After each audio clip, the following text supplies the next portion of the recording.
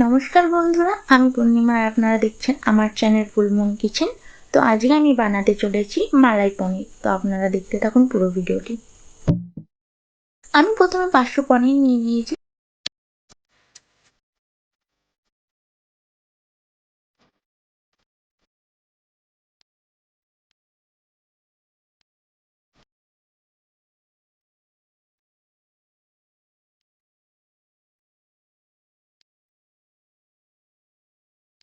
পনিরগুলোকে cube cube করে কেটে নিলাম। আর এদিকে আমি গরম জল করে রেখেছি। গরম জলের মধ্যে আমি 1 চামচ চিনি আর 1 চামচ লবণ দিয়ে দিয়েছি।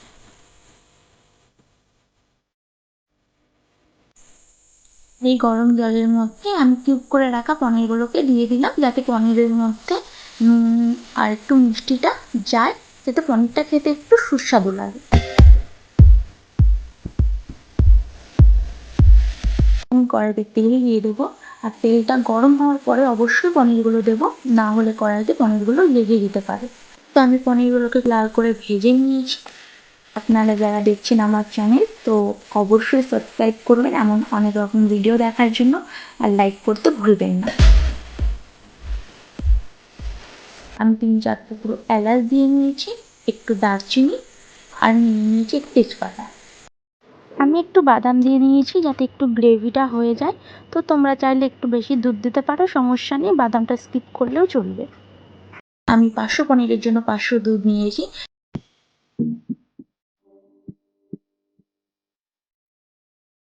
আমি 1 চামচ লঙ্কা বাটা নিয়ে নিয়েছি যাতে একটু ঝাল ঝাল হয়। আমি একটু ভালো করে নেড়ে নিয়ে আমি এটাকে ঢাকা দিয়ে দেবো। 10 মিনিট ঢাকার পরে আমি ঢাকনাটা খুলে নেব। আপনারা দেখছেন অনেকটাই শুকিয়ে এসছে দুধটা।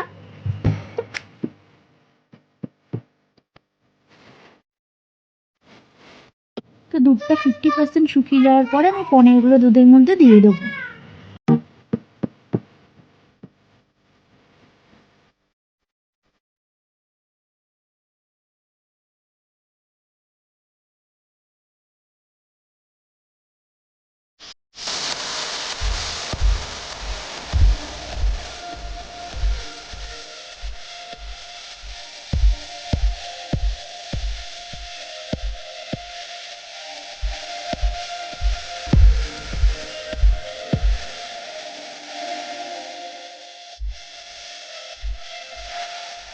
ভালো করে নেড়ে চেড়ে নিয়ে ঢেকে নেবো, আর লো ফ্লেমে 10 মিনিট রেখে দেবো।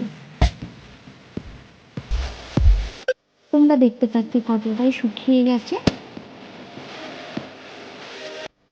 আমি 2 থেকে 4 মিনিট হাই ফ্লেমে নিয়ে ভালো করে এটাকে নেড়ে চেড়ে নেব। আমি 1 চামচ ঘি নিয়ে নিয়েছি টেস্টটাকে আরও সুন্দর করে তোলার জন্য। ঘি দিয়ে 1 মিনিট নাড়াচাড়া করে নামিয়ে নেব। আর এদিকে রেডি আমাদের মালাই পনির। তোমরা এটাকে ভাত দিয়েও ট্রাই করতে পারো, আর রুটি দিয়েও ট্রাই করতে পারো। খুবই সুস্বাদু একটা খাবার। সবাইকে অনেক ধন্যবাদ আমার পুরো ভিডিওটি দেখার জন্য। আবার দেখা হবে নতুন কোনো রেসিপি নিয়ে।